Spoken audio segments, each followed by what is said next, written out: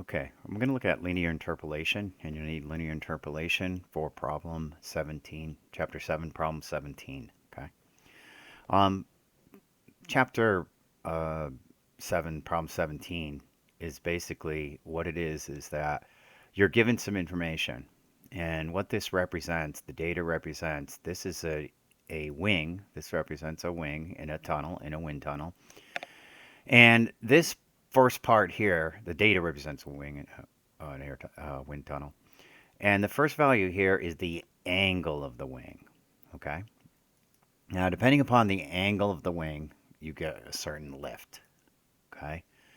This is the angle of um, of that wing, and you'll notice that when it's negative, you actually this is a negative lift, which actually means you're being pushed down. So depending upon the actual angle of the wing, you get a certain amount of lift. So this is the lift coefficient. So these are different angles all the way up to 21 degrees. So it starts at -4 degrees and goes up to 21 degrees. Okay. One of the things you'll notice about this file is that it's in increments of 2. So 2 degrees, 2 degrees, 2 degrees. So what if you wanted to know something like, let's say, 1 degree? What's going to be the output? Okay.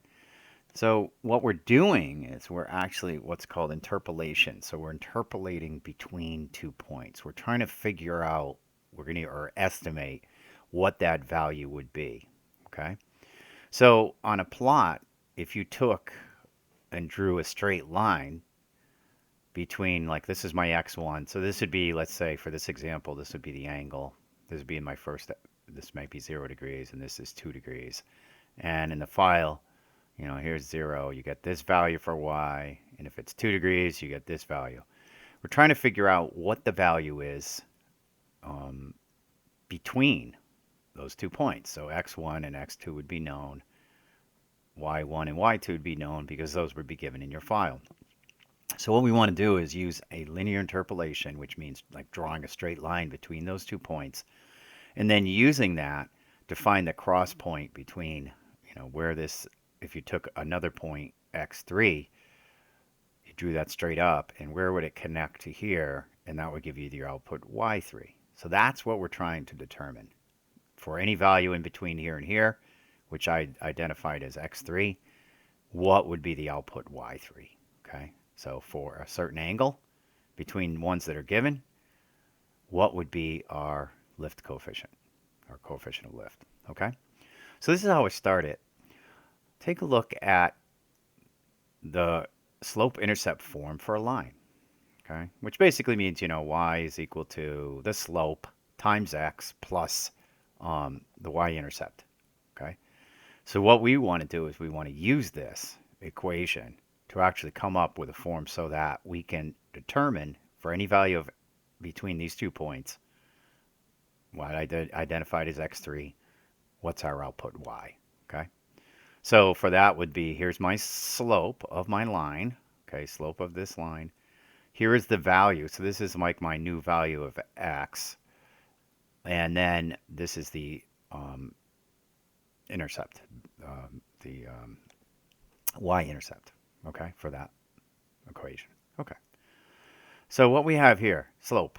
Slope's pretty easy. It's just going to be, this value minus this value divided by this value minus this value. That gives you slope. Rise over run, right?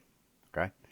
The next thing I'm going to do is when we look at this, our little triangle here, what we're going to do is we're going to handle this in isolation, right? So we're going to think about this as kind of starting over here at like 0, where it intercepts our y-axis, okay? So we're going to handle it just as that. We're just going to say like each little triangle is kind of by itself, right? So this is my little triangle, let's say in here, and we're handling these separately, okay, or trapezoid, or however you want to handle it, or what do you want to call it. We're going to handle these individually, okay? So we're going to like start over each time, so the next value would start at 0 again. But we're just looking at it for now as just like one little trapezoid by itself. Okay. So with that in mind, the crossover point where you actually intercept the y-axis is just y1, okay? Which basically means just, for a value x1, what's y1. All right. The next thing I'm going to do is what is x? Okay. Well, x value is really, the value point here. I need to identify it as being, I start at x1, and then I get the difference between whatever this is, and this gives me my like absolute value of x. Okay. So we need to keep that in mind when we need to shift it. We need to shift it over. Okay.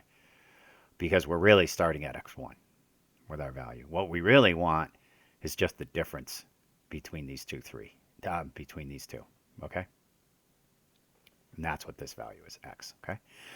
So then what I did, I took these and I rewrote the equation. I rewrote equation 1 and I just said, okay, here's my slope times my new value of x, which is just the difference between these two because I had to shift it over, right? Because my new little trapezoid I had to shift over. And then plus y1. Okay? So this is this equation, just rewritten in the form that we can use in our program. And then if I take that and rewrite it in our array form, okay? And we'll go over this a little bit more. I in the lecture I talked about it a little bit.